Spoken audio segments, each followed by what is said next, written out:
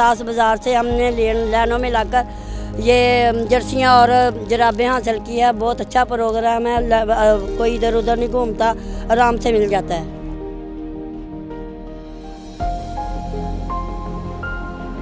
यहाँ के जो भी अफसर हैं वो हमारी बहुत अच्छी मदद कर रहे हैं। हुकूमत की तरफ से हम शुक्रगुजार हैं कि उन्होंने सदियों के लिए हमें कपड़े बच्चों को दिए हैं। हम गरीब लोग हैं, मेहनतें करते हैं लोगों के घरों में, लेकिन अब बहुत अच्छी स्कीम है जो हमें फ्री कपड़े दे रहे हैं। छोटे डीसी का ਅਸੀਂ बहुत शुक्रिया अदा करते हैं जिन्होंने बाजार लवाया। सास बाजार गरीब आवाम ਦੇ ਵਾਸਤੇ ਨਾ, ਗਰੀਬ ਆਵਾਮ ਲੈ ਨਹੀਂ ਸਕਦੀ ਹੈਗੇ, ਬਹੁਤ ਮਹਿੰਗੀਆਂ ਚੀਜ਼ਾਂ ਬਾਹਰ ਮਾਰਕੀਟ ਦੇ ਵਿੱਚ।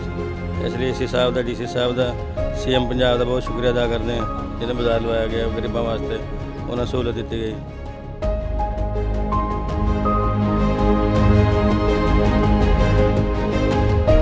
आज हमारे एहसास बाज़ार का 14वां दिन है और हर रोज़ ज़्यादा से ज़्यादा लोग यहाँ आ रहे हैं और हम देख सकते हैं कि जो रिस्पांस है लोगों का इस पर, वो बहुत भरपूर रिस्पांस आया है और ये कामयाब प्रोजेक्ट कहा जा सकता है। इसमें बेसिकली जो लोग आते हैं मुस्तहिक अफराद, वो दूर दूर से आ रहे हैं, तो हमारी ये कोशिश रही है कि हम ज़्यादा से ज़्यादा लोगों को अब इसमें इंक्लूड कर सकें और जब तक ये हमारा स्टॉक रहेगा हम इसको करते रहेंगे।